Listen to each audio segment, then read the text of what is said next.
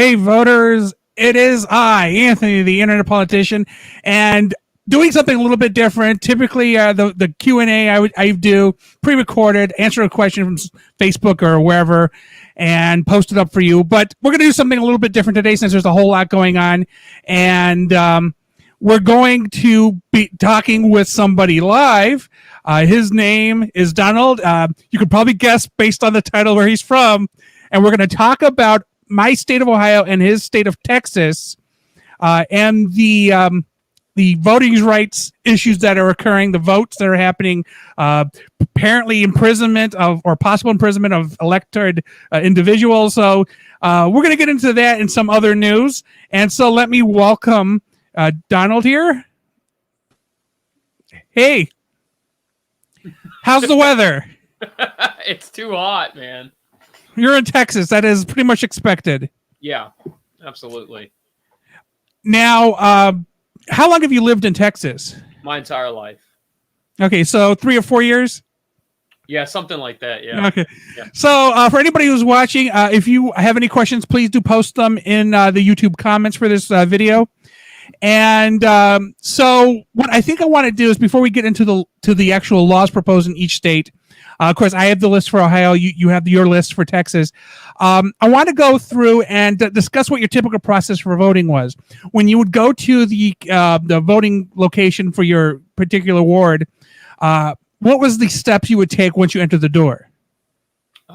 Just walk in and they ask for your driver's license, just to make sure that you are who you are. And they pretty much check you off a list and you go to the machine and you pull the lever and pretty much it.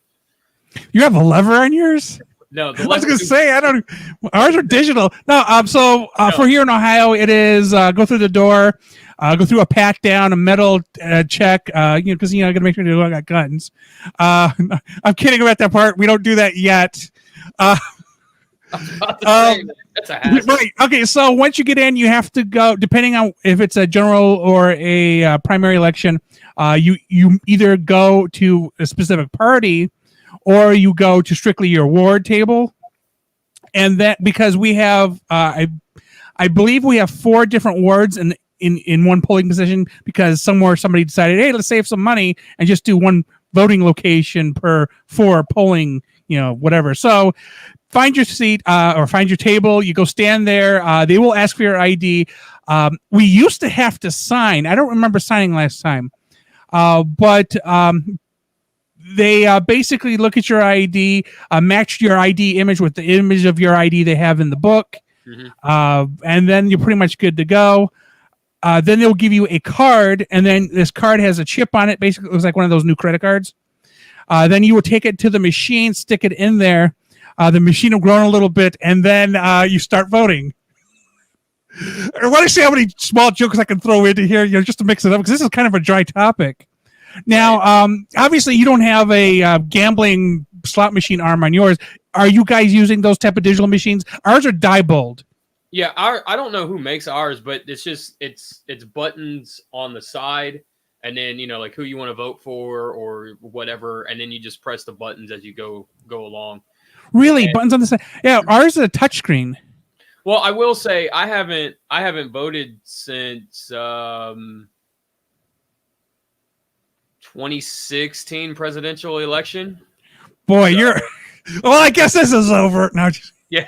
So that the last time I voted, we had the buttons on the side, and you press the button. There wasn't a touch screen, but there was a all Democrat, all Republican, or all independent button or whatever, like choices on the screen, and then you just whatever. So you can basically go in and just one and done and leave. Okay, so that's the process. At least is what we're both familiar with more recently. Because of the pandemic and the way things were being messed up, I didn't vote in the primaries in March or May, whenever they were. I don't even remember, because it's just so confusing.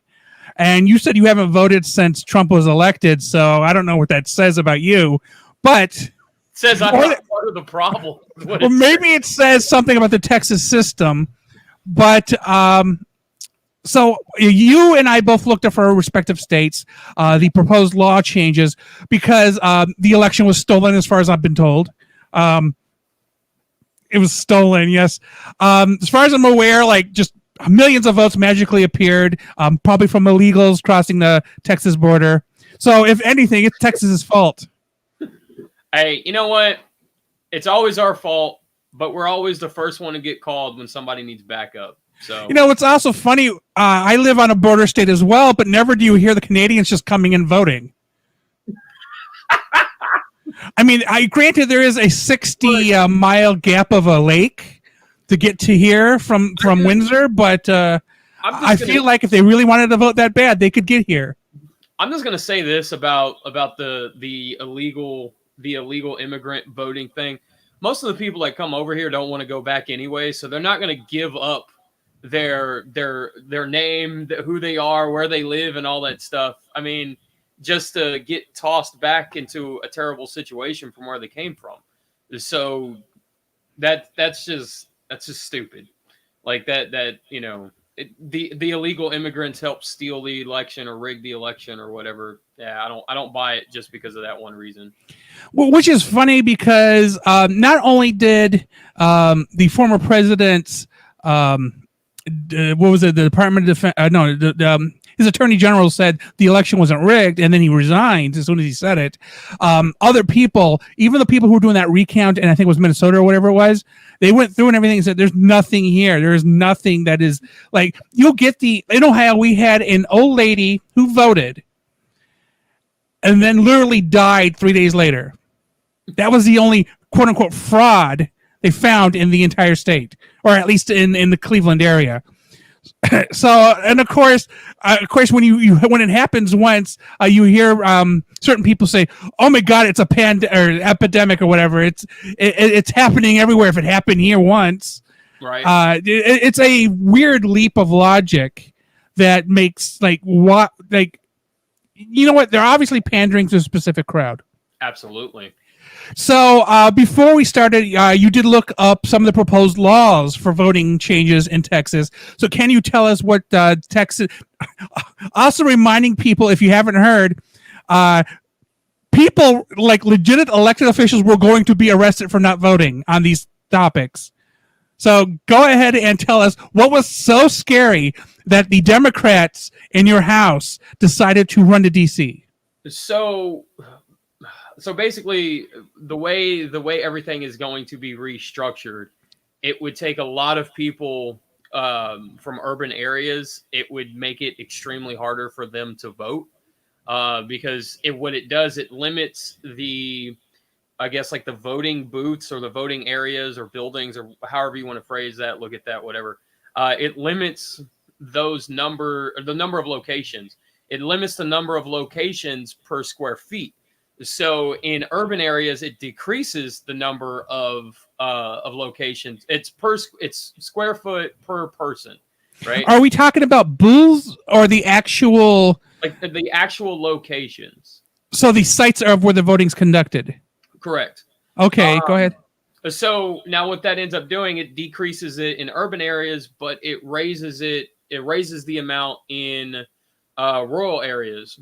So like suburb areas and stuff, right? So now the problem with that is that if there's more people living in the inner city than say on the outskirts of Texas or so like say Texas has cities obviously, and then they have like surrounding cities around their cities, if that makes sense. You got the urban, you got the suburban, and then you got the rural. Right. So we're talking about the difference between the urban, suburban, and rural, and the less dense the population, the more space they have to vote. See, that is inverse of what one would think. Yeah. And so basically the Democrats, they said that we're not going to vote on this because if it passes, then there's going to be millions of people who can't go vote because they don't have a car, they don't have a way to go vote, they don't have there's just not. It's extremely more difficult for them to go vote. So it sounds like it's also reducing the number of polling places specifically as well. Yeah. Okay, how many counties are in Texas? Oh Jesus, dude, a lot. Okay, so we have 88 in Ohio. I would say we have 88 in the city of Houston. Counties in the city of Houston. I mean, like counties. I'll look it up for you real quick, but there's a lot of counties because Texas is huge. Well, let's say 254. Okay, so yeah, is that what it is? I'm looking at it, so just number popped up. I was like, yeah, we'll go with that number. It seems awfully high. Texas, 254 counties, ranging population from 4 million to 100. There are legit counties with only 100 people in them. Yeah. Wow. We have towns in Texas where you blink and you drive through it. Like it's ridiculous. I don't know how many people you need to be considered a town or a population, like a legal population or whatever in the state, but I could only imagine. Yeah, because I know in Ohio we have what is it called? We have non-towns, like because there's not enough of a population and everybody's so spread out. They're not affiliated with any town. They're just kind of like on their own. Unincorporated is the word I was looking for. Okay. So we have a number of those. I remember about 20 years ago, I was going down east side of Columbus, where my family has a farm, and they ended up becoming part of a unincorporated area between two towns, one called Deersville and the other one called Caddis. And then it ended up being part of Plain Township, which, because it just happened to hit the population number in Harrison County, they became Plain Township. So, yeah, at least here in Ohio, it's based on the population number and if somebody wants to form a government. Okay. So in a state as big as Texas, if assuming the same thing is true there are probably whole swaths of land that aren't part of any real government other than the state government. And what here in Ohio happens is if you're not in an incorporated bit of land and then you fall under the jurisdiction of the county. That's interesting. Yeah, so if you were to have an election and you're in unincorporated land, you would literally have to go to one of the next closest towns to vote. Oh, wow. Okay. Yeah. And imagining scaling that up to the size of Texas, you're right. It'll take hours for some people to get to a polling location at that point. Yeah. So continue. So limiting the polling locations and the quantity of people each can handle, which also tells me that urban, suburban are probably going to have super long lines where only maybe 4 people can vote at a time. Yeah, and to accommodate for that, one of the other laws is the hours are elongated. Instead of 7 to 7 like it used to be, it's now 6 to 9. Nice. Yeah. So which is better, and at least I don't know. I think it's better. Like, well, I'm not. Okay, let me rephrase. I don't think it's better. You're adding 3 hours. Obviously, it would be better. Right. And that's one of the other laws to accommodate with that as well. So, but still, the discouragement of limiting the number, because I see where the conservative and the liberals argued on that. Well, if you're going to restrict how many people can vote at a time, then increase the hours. And the compromise was we're going to limit the quantity and extend the amount of time. And in reality, I don't think it's going to pan out well. No, not at all. I don't think it's going to pan out well because the 3 hour just really feels more like a. First off, during November, it's going to be in the middle of the night, in the morning and at the night. So like nobody's going to be there anyway. So it was kind of a gimme to get the liberals to stop complaining. More or less, yeah. It's almost like a half-assed attempt to kind of meet in the middle. That's what I feel like it is. Okay. So I was thinking because Ohio, I don't have it on my list, but I remember a discussion about making it illegal because now we're creating these long lines in Texas. Illegal to provide water or food while people are in line. Yeah. So that is something Texas is doing. Yep. Wow. Yep. And mind you, it's hot as balls outside. And I just want to make this clear to whoever's watching. Texas has one weather, hot. That's it, year round. I mean, Christmas can be 101 degrees outside. It's just whatever the year feels like that year. You know. Well, I mean, you do have the occasional hurricane. Yeah, and it's cool. It's like it's 80 degrees for a day and a half, and then it's back up to 100 degrees. So no winning. Well, I mean, high winds and 80 degrees, but humid, or 100 degrees, and everybody dies of heat exhaustion. Yeah. Yeah, and it's 100% humidity. It's 100 degrees outside, and you know, a lot of Texas is at sea level. Oh, so, yeah. Like Galveston is actually below sea level, if I understand correctly. Yeah, Galveston is. So it's ridiculous, and so it's just another discouragement from voting, because people will just say, well, I ran out of water, I got to go home, I can't stay here for another hour and a half or whatever. So continuing on that, so I'll give you a little heads up on what Ohio was proposing. Now, this is from May 2021 from the AP. As far as I'm aware, it hasn't been voted on. I think they come back next month. So it says prohibit vote drop boxes except outside the Board of Elections. We have 88 states. There's one Board of Election in each state. So that really limits where you could go. So in the same case as Texas, you would have to literally go to what typically would be your county seat. Although recently, in the last 20 years, they moved our Board of Elections away from the county seat into the city in which I live. Still, I would say we're more north than we are central of the county. So for a lot of people, it's probably a bit more of a journey. We have no drive-up voting or drop boxes. That means, if you may remember during the pandemic, some places allowed you to come up, do a paper ballot or a tablet ballot while you're sitting in your car, and then you'd vote it and you're done. So no more of that. Eliminate Monday early voting the day before the election. Personally, not really a big deal, although a couple of times I've gone to vote that last day. Whoop-de-doo. I don't care. I don't think it really hurts anybody. But originally, they had a discussion about no Sunday voting. And the problem with that is a lot of religious people would do the church thing and then gather everybody in their church buses and go vote. So I feel like since it's not listed here, that maybe that totally got busted. Like it just isn't going to happen now. Let's see what else. Shorten the time to request a mail-in ballot. So I don't know exactly how long would it be, but basically you used to have almost forever to go, okay, I need a mail-in ballot or which is also called absentee ballot, and they will send it to you, and then you fill it out and turn it in. But then they changed you had to be in 3 days before election to now having to be in 10 days before the election. So if the window is shorter, that means you potentially only have a week maybe to complete the ballot and send it in at most, or sorry, at least. Also, when you would request an absentee mail-in ballot, it was prepaid postage. They will no longer do that. So you have to put your own stamp on it. So we've already put 3 more limiters on just voting from your house.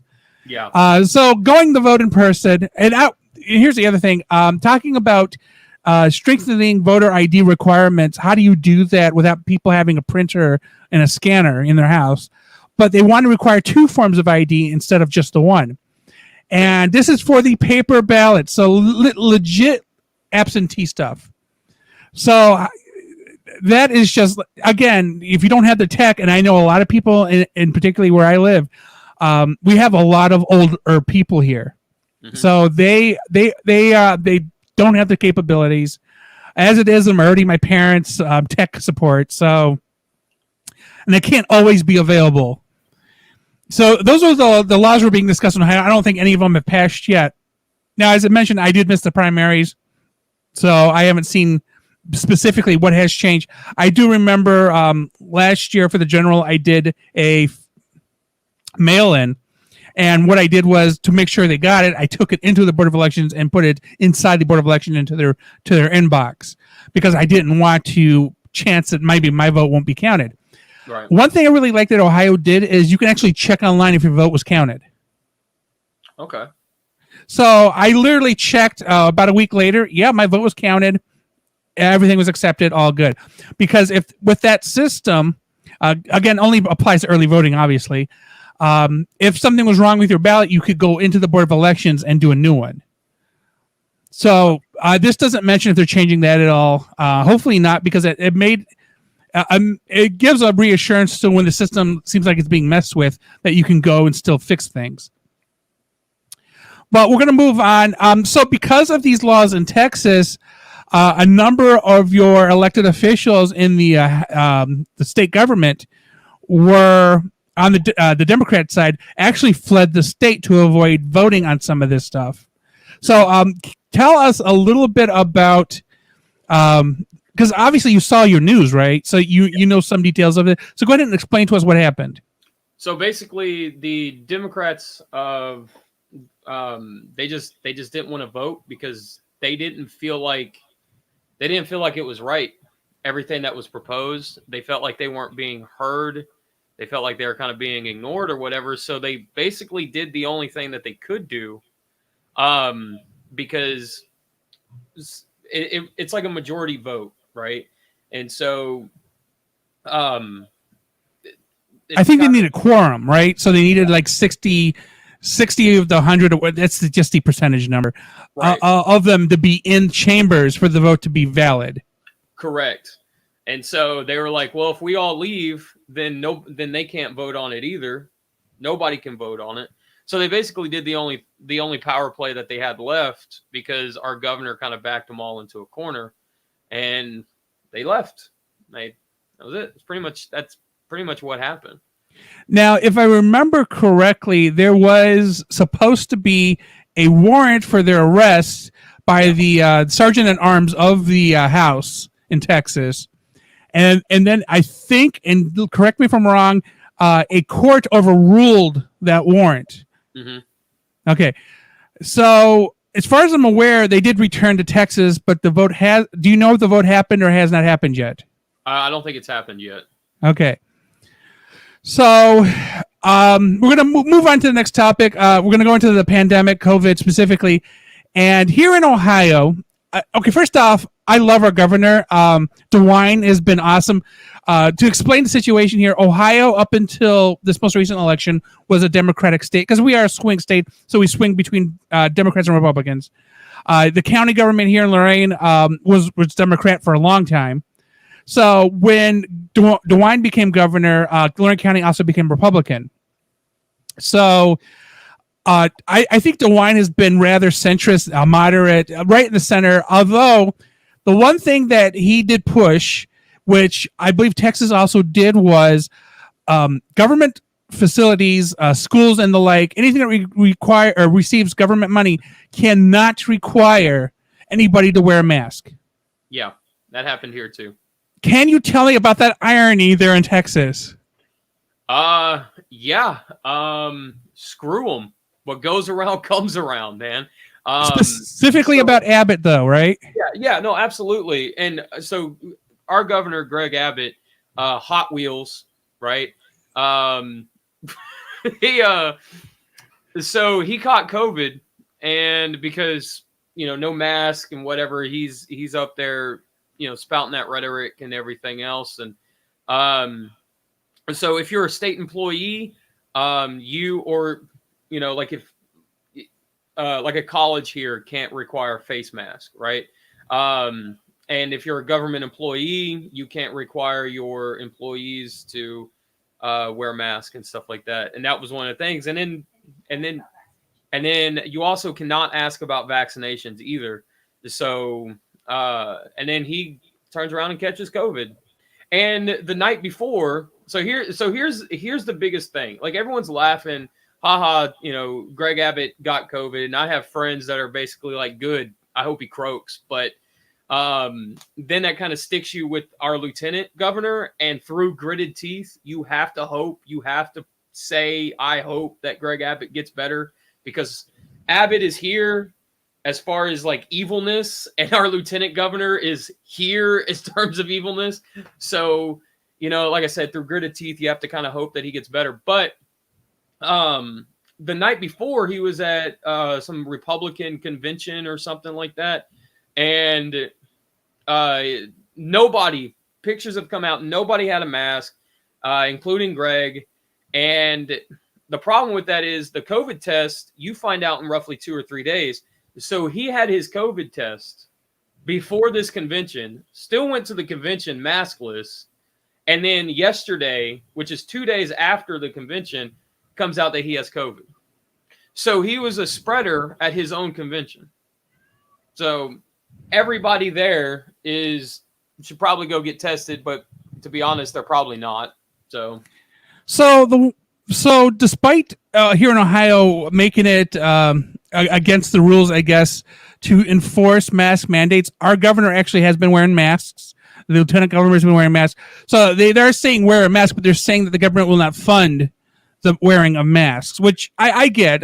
Conservatives are like that. Frankly, it should be your choice if you want to wear a mask. If you don't, you die. Survival of the fittest. So we're going to move a little bit on towards the wang of America. We call it Florida, I think. So I still have from The Simpsons. Well, armpit. That seems more like Alabama, but okay. Yeah.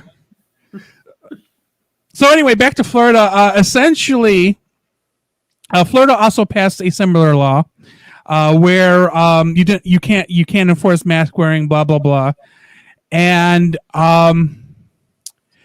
they also passed a law saying that school districts cannot enforce mask wearing.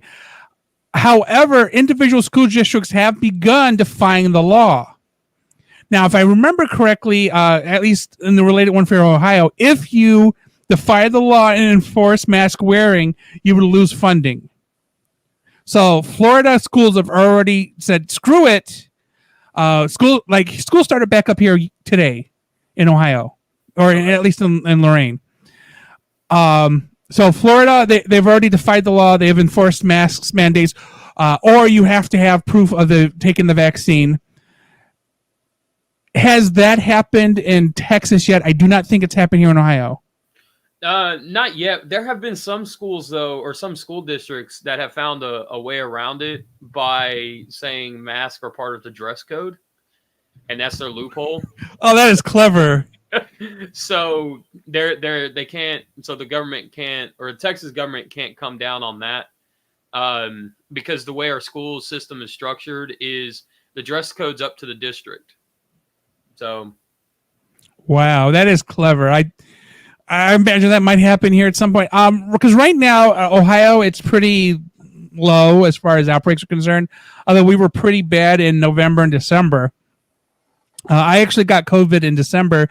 I thought I was dying, but then they gave me a bag of Trump juice, which I believe was a mixture of Clorox, that seasickness drug, and some Tide Pods. And within like 2 hours, I was ready to go. So, it was an IV bag. On the front lawn? No. I do wear masks when I go into places that say masks are required. Otherwise, I won't. But I also keep in mind that I try to stay at least 6 feet away from people when I'm talking to them in one of these public locations. Although I believe Ohio recently said if you're at an event with a certain number of people or more, you have to wear a mask. And I actually think the CDC said something similar yesterday. So, So the one thing we haven't done yet is we haven't gone backwards like New York has on the restaurant and such laws where you have to go back to every other booth or whatever. Because, like, for example, I went to dinner on Monday. Mm-hmm. Every seat around us was filled. So that law has been relaxed, but we know, like in New York and New York City in particular, they're going back to that early 2021 every other seating thing, 6 feet apart, clear barriers, etc. Although a number of businesses, such as banks or whatever, still have those partitions up. Mm-hmm. So. Same here. It depends on what the business does. Particularly the private businesses and some government offices are still maintaining those original requirements. Mm-hmm. Because we are soundly in wave 4. I believe the CDC said that we're about to make a record as far as 200,000 people in the hospital per day So I don't know if we made it there quite yet. I think this was from this morning. So they're thinking like within the next week. And then wave 4 hit us full blast. And it's primarily the Delta variant. Mm-hmm. So I don't remember what they said Governor Abbott had, but they also said that he might have had at least one of the vaccines. So that would imply that he had something wrong with his immune system. Well, he's had both vaccinations, and so far he apparently hasn't shown symptoms yet. And I don't necessarily believe that, because they're gonna tell you whatever to try and keep people calm, right? So, I think that I think he does have symptoms, if I'm being honest. Like I said, they're just not going to tell you everything. But he has been vaccinated. He has been fully vaccinated. Because if we remember when Trump got the COVID, they played it off as in he was perfectly fine. He just had a little bit of a hard time breathing. Mm-hmm. But we know for a fact he spent a few days in the hospital and left ADA against doctor's advice. Yeah. After getting the IV drip.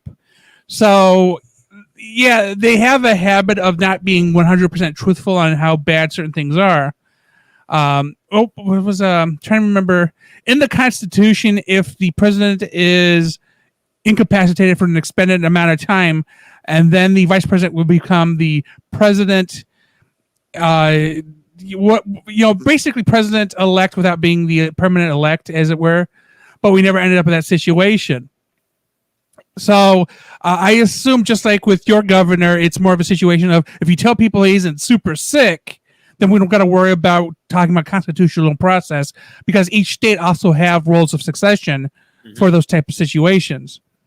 Yeah. And honestly, if I'm being honest, I don't think Greg Abbott likes the lieutenant governor. So I think I think he'd do everything to block that from happening anyway. So, which is funny because we could be pretty sure that Trump didn't like Pence, and we all understand that Pence was put on the ticket because they needed a hardliner Republican. Because Trump is kind of, I mean, let's be frank, he's been a Democrat most of his life, and only in the last decade has he switched over because people were making fun of him. Like, he legit, like, when he was running against Hillary Clinton, he was like, yeah, I'm only running Republican because they already is a Democrat. Like, yeah, there wasn't room on the ticket for both of them on both sides. So, whatever. So, speaking of Trump, we're going to move on to the final topic, which is actually current news. Afghanistan. No one expected the Taliban to just steamroll their way through the country. Like, legit, like months ago, Biden's like, yeah, when we leave, they're probably going to come back in. It'll take months. 2 weeks. They took the whole country. And from what I have understood, the reason being is that a whole lot of the government and the military just joined with the Taliban. It was kind of join or die. That would make sense for that. And the ones who didn't fled. And the what? And the ones who did not join fled. Yeah. Yeah. So we end up with this humanitarian crisis, which the evacuation of the U.S. embassy is compared to Saigon back in the 70s. So what are your thoughts on this cluster? Now, I like to point out that this particular cluster is a result of two different presidents' actions, Trump and Biden. So no one is fully to blame, although Trump started this. I believe there's a song called "We Didn't Start the Fire." Yeah. Yeah. I'm just gonna say it like this. This is what happens when your president sells weapons to them and funds them, Reagan. So this is the fallout from whatever happened, 35 years ago with that. So I think, I don't know, man. They were always there. They never fully went away. And you're right. And that, to be 100%, it's Trump didn't keep up with what he was supposed to do over there, and neither has Biden, and no resistance, right? So this is what happens. Because my understanding was that the agreement was that the Taliban fought Al Qaeda, which they did. Mm-hmm. This is why Al Qaeda is not a factor in Afghanistan right now. But by getting rid of Al Qaeda, they basically made themselves have no competition in taking over this country. Yep. And Trump teed them up, basically negotiated with them a increase in troops and basically a golden road to taking over the country. But I also like to go back to Bush and Obama here. I kind of blame them for keeping this. Like, why are we going to instill a democratic government into a country that historically has never had one? When they typically have been a religious social type of government. It is like going into Russia and trying to enforce I was gonna say they're already socialists. Try to enforce straight up democracy, capitalism. That's the one I'm looking for. Straight up capitalism. It just isn't going to happen. They don't have the infrastructure. We went into Afghanistan and offered them this. Here's our constitution. Copy it for yourself. Scribble, take our name off, put your name in. Congratulations, you're a capitalistic, democratic country. It doesn't work in the Mideast. India adapted, Pakistan adapted from what the British colonizers had done for them to governments in which suit their particular cultural needs. The problem is the United States spent 20 years babying Afghanistan.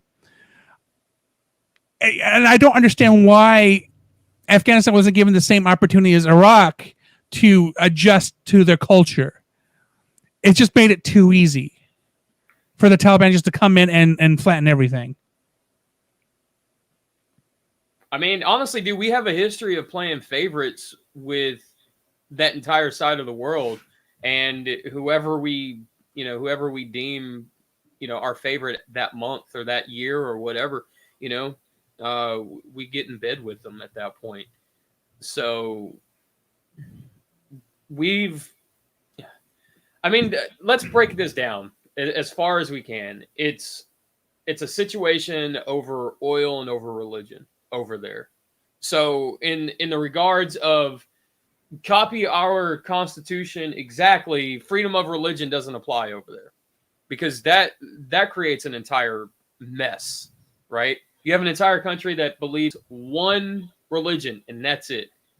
Whether you're over there as a Christian, you get destroyed. If you're an atheist, you get destroyed. If you're a Buddhist, you're wiped off, right? So to do that doesn't work at all in that regard. And then there's other things, women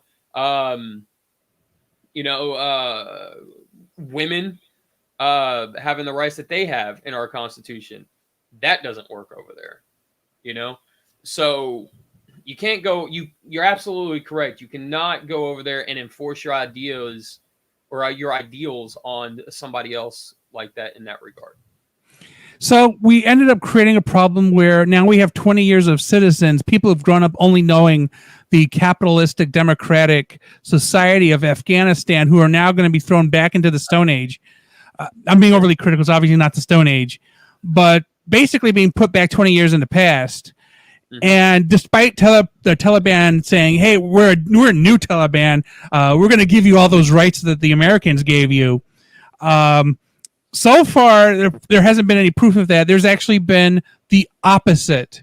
Women being forced to marry soldiers. Like, that is some quick dating rush right there. If that was a reality show, it'd only have one season because each episode would be a complete process. Meet them, marry them, and done. You just the systems aren't compatible. We end up with what we have now.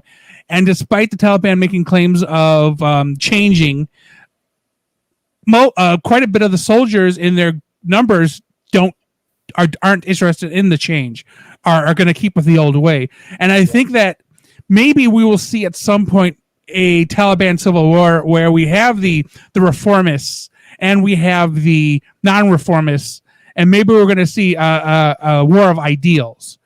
Go ahead. I just have to ask the question, right? Like if you're going to say you're like you're the new Taliban, right? We're different, we're new. Why just ditch the name? Don't associate yourself with such a negative group or negative whatever, right? It's like it'd be like the KKK saying, "Oh, we're the new KKK. We're the new Ku Klux Klan." You know, we've got black people in our ranks. We're different, but you're still named the KKK. Why keep that negative connotation with it? Just name yourself something completely different and start anew and put the new version of your ideals out there that way. Because when you say Taliban, right, especially over there, that strikes fear in people's minds, hearts, all that stuff, right? And to say yourself, new Taliban, it's like new Coke. No, I'm not going to try it because I love new Coke, right? I mean, when I drink something, the thought of wow, cocaine has touched this doesn't. I miss new Coke. Ooh, also Crystal Pepsi. Would love some Crystal Pepsi. Crystal Pepsi's good. I wish they would bring it back again. They did 2 years ago, if I remember correctly. Yeah, I know, but I'm saying like bring it back and keep it. Just let it be permanently. A option. Yeah, I think there's only like 5 people in this country who like it, and I'm one of them, and you're the other one. So, yeah. I mean, what? It'd be me, you, LA Beast. There's 3. What's No, see, the problem we had here was, boy, we're going off topic. Crystal Pepsi was a shelf warmer here. So I would go into Rite Aid or Walmart or whatever, pick one up, and have to look through the thing to find one that was still dated as fresh. You know how they have the dates on the caps? Because there would be older ones sitting there in the front. So, yeah, so we know at some point the novelty wears off and people stop drinking it, and that's why it's not permanent. Well, that's true. But, oh well. So we're gonna wrap this up here. Thank you for talking with me today. We went through a nice number of topics. For anybody who's watching, please do leave a comment. Let us know what you think about the voting situation, COVID itself, or pretty much anything we do. Do we Crystal Pepsi? You like Crystal Pepsi? Let us know. Because you'll be the 4th person. Yeah. Oh, we're gonna try to have more than just 3 people. Okay. There you go. So goodbye, everybody.